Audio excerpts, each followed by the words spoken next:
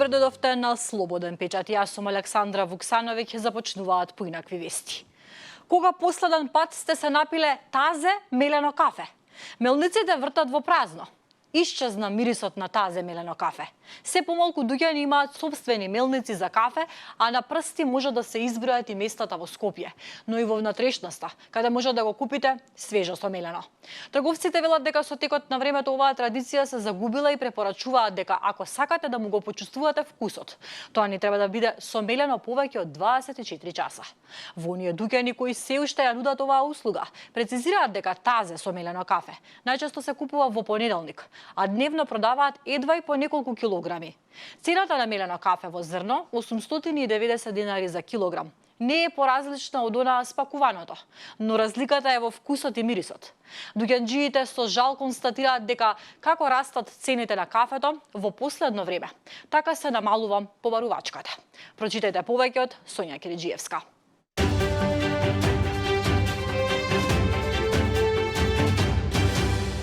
Продолжуваме со посериозни теми. Скопје е затрупано со ѓубре. Мицкоски и ВМРО ДПМНЕ го држат градот во заложништво, вели председателот на СДСМ Венко Филипче.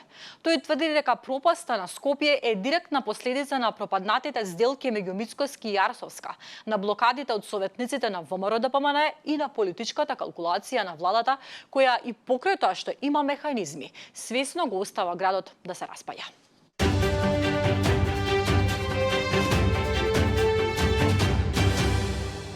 А кога сме веќе кај ѓубрето, се појави нова мини депонија, и тоа ни помалку ни повеќе во најстрогиот центар на Скопје, во непосредна близина на плоштадот Македонија. Слика и прилика за туристите, нели? И не само тоа, од сите мини депонии што ги имаме објавено и пронајдено, ова е дефинитивно најголемата. Илјадници картонски кутии, пакети и останат отпад е веројатно одеднаш депониран на оваа локација на која што се поставени дури 14 комунални контејнери за ѓубре. Но сепак скопјани и овде успеа да направат дива депонија. Количината на ѓубре е толку голема што дури се прелева и целосно ја блокира гаражата за влез во објектот, сместен веднаш до контејнерите.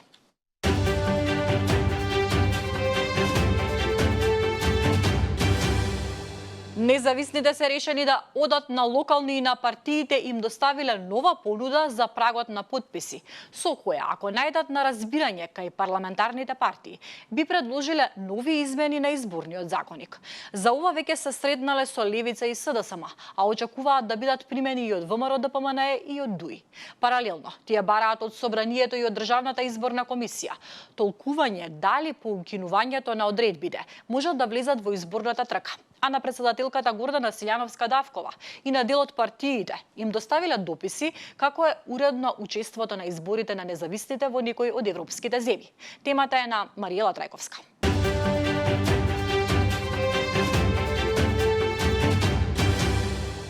Содржината на новата просечна минимална кошничка се крие како змија нозете, а така ќе биде се додека не помене на економско-социјалниот совет. Од друга страна, седницата на ЕСС, која би била трета поред годинава, не е на повидок. Од ината му се води битка за репрезентативноста на синдикатите, кои исто така треба да се произнесат за неа. Маријан Ристевски, заменик министер за економија и труд, за Слободен печат, бара разбирање за тајноста на овој проект и кусо одговара дека неговата изработка е готова, без да изнесува детали пошто ќе се разликува од досегашната синдикална кошничка. Прочитајте повеќе од Сонја Кириџиевска.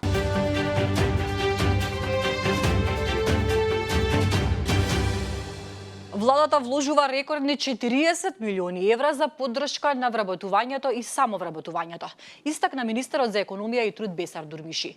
Досега се поднесени над 4500 апликации, што според него покажува голема доверба и подготвеност на граѓаните да преземат иницијатива. Ова не е само план на хартија, туку ова е реална можност за над 10.000 лица да добијат пристојно работно место, поддршка за сопствен бизнис или обука на терен, уверува Дурмиши. Посебен акцент се става на мерката Мост меѓу невработените и работодавачите, со која се предвидува обука кај познат работодавач. Преку оваа мерка, работодавачите добиваат можност да обучат идни вработени според своите потреби. Невработените лица стекнуваат конкретни практични вештини во реална работна средина и се создава можност за долгорочно вработување по завршување на обуката.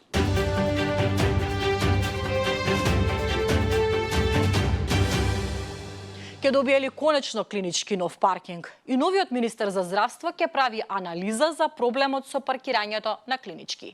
Азир Алиу изјави дека паркингот во клиничкиот центар во Скопје останува сериозен предизвик со кој секојдневно се соочуваат пациентите и здравствените работници. Најави дека прво ќе се спроведе детална анализа на состојбата со цел да се најде конкретно и трајно решение за овој долгогодишен проблем.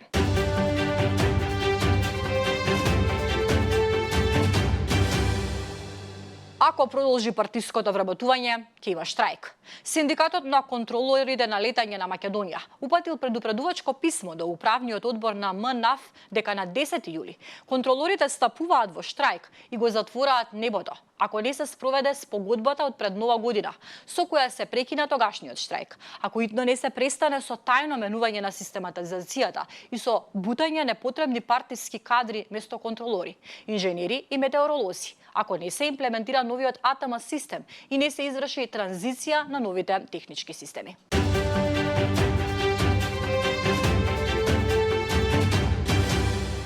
Иран не се шегува. Испукана е балистичка ракета Саџил. Иран за прв пат денеска лансираше ултратешка балистичка ракета со среден дострел Саџил во борбени услови. И таа ракета беше лансирана во правец на Израел. Саџил е двостепена балистичка ракета со максимален дострел од 2000 километри, а прв пат е тестирана во 2008 година.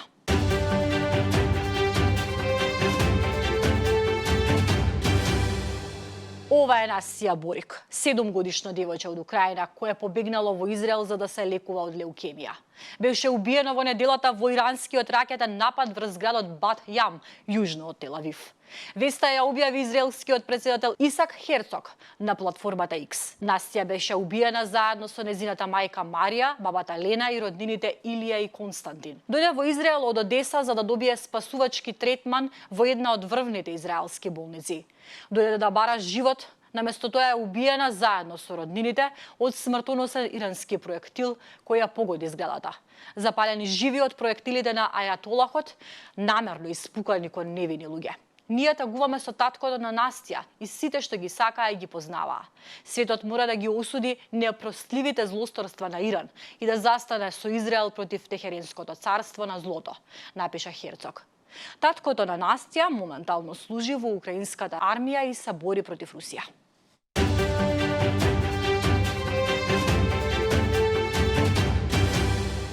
Американскиот председател Доналд Трамп одобри план за напад врз Иран, но не донесе конечна одлука дали ќе биде спроведен.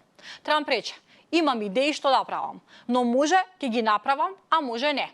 Некои извори посочија дека е можно американскиот напад врз Иран да биде извршен во текот на викендот.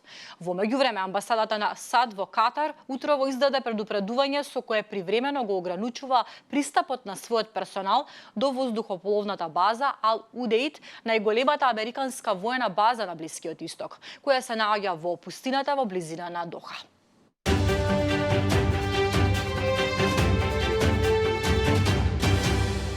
Богатите израелци бегаат со јахти за 600 евра од човек. Тие бараат спас од морето како излез од Израел во време на војна со Иран, кога аеродромите се затворени. Главната дестинација за нив во повеќето случаи е само привремено Кипар. Стотици израелци секој утро чекаат свое место на малите јахти кои се по солена цена. Представуваат средство за бегање од земјата.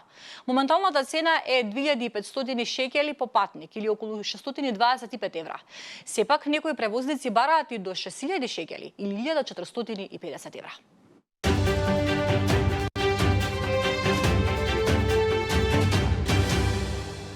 Венеција протестира против венчавката на Безос и Лорен Санчес. Веста дека Джеф Безос, основачот на Амазон и еден од најбогатите луѓе во светот, ќе се ожени со Лорен Санчес во Венеција. Предизвика негодување кај локалните жители, кои долго време се загрижени за влијанието на масовниот туризам врз нивниот град. Мештаните започнаа со кампањи против доаѓањето на огромни крстосувачки бродови и драстично зголемување на кириите. Планираната гламурозна свадба на Безос и поранешната телевизиска новинарка Лорен Санчес е закажана да започне на 24 јуни, а се шпекулира дека церемонијата ќе се одржи во базиликата Сан Џорџо на истоимениот остров. Стотици гости треба да дојдат во Венеција меѓу 23 и 28 јуни за свадбата, која наводно ќе го зафати целиот остров спроти плоштадот Свети Марко. Според италијанските медиуми, речиси сите луксузни хотели се резервирани, како и многу гондоли. Градоначалникот Луиджи Буњаро рече дека се срами од демонстрантите.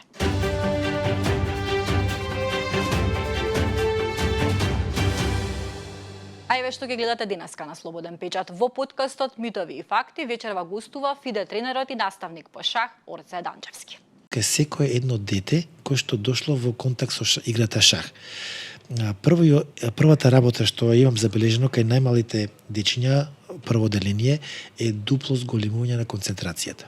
Секој детенце кој ќе почне да игра шах, концентрацијата од 5 минути за 1 месец се подига на 10 минути. Значи, континуирано со практицирање на играта, со учење на играта шах, со решавање на задачките што ги поставуваме за време на часовите, малите дечиња зголемуваат концентрацијата. А тоа е нешто најважно и примерно што е во таа возраст важно кај секое дете.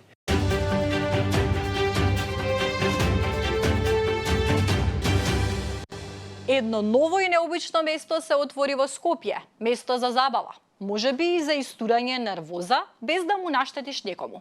Нашата новинарка Јована Трајковска отиде во Чоп-Чоп, место каде можете да дојдете и да фрлате секири, погодувајќи одредена мета, со претходна обука, како не би настанале повреди. Иницијално идејата дојде од Шпанија и се одлучивме дека нешто вакво мора да биде донесено во Македонија.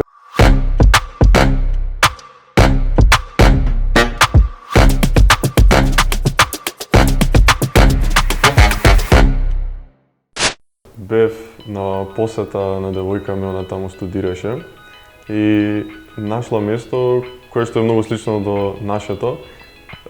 Ме однесе, фрлавме секири, многу забавно се поминавме, многу брзо ни помина времето и кога се вратив тука му покажав на брат ми.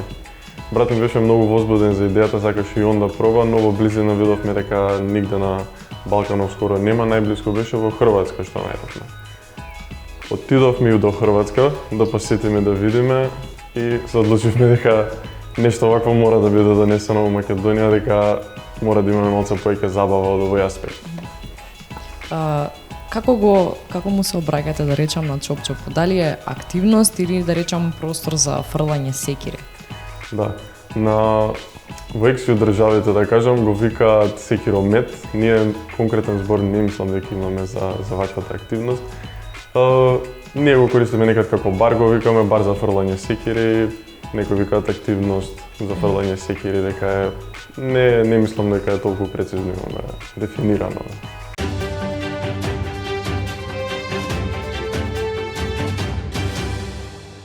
Гледавте уште едни поинакви вести, повеќе информации побарајте на slobodnpečat.mk.